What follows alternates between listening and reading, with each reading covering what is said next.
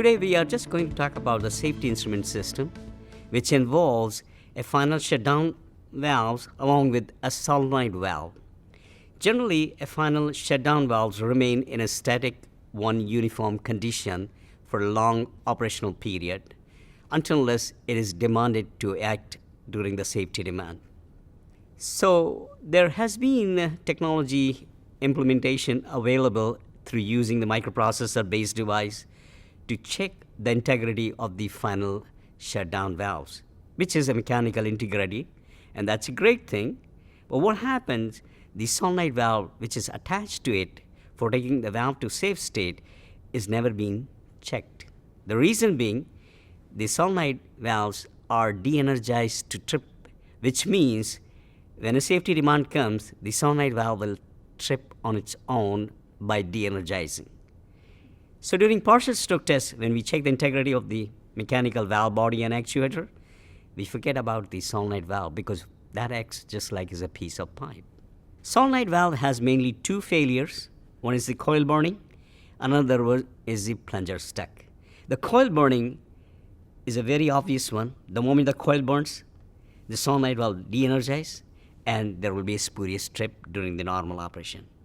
The one which is hidden and dangerous undetected is the plunger stuck.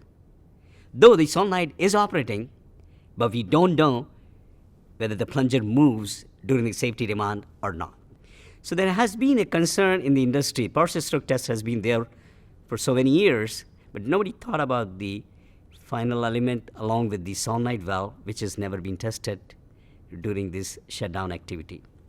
So now these microprocessor intelligent device not only check the integrity of the valve body and actuator, but can also check the solenoid plunger health by pulsing solenoid for millisecond, which is short enough to not make any process disturbance, but at the same time large enough to improve the safety reliability of the safety instrumented function loop. Out of the final element total failure, 30% of the failure resides within the solenoid valve.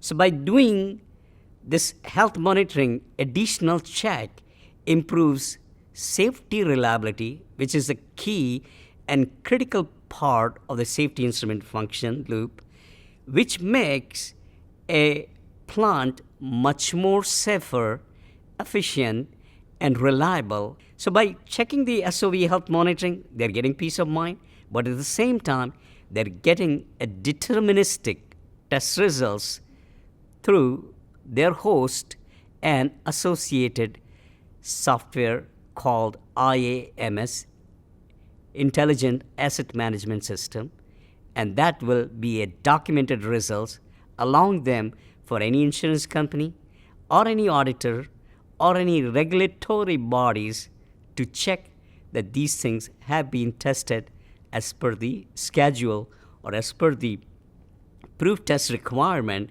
to meet the validation and verification as guided in the IEC 61511 safety life cycle. SOV health monitoring is a critical part of your safety instrument function loop, and if you have any questions, please post it on Emerson 365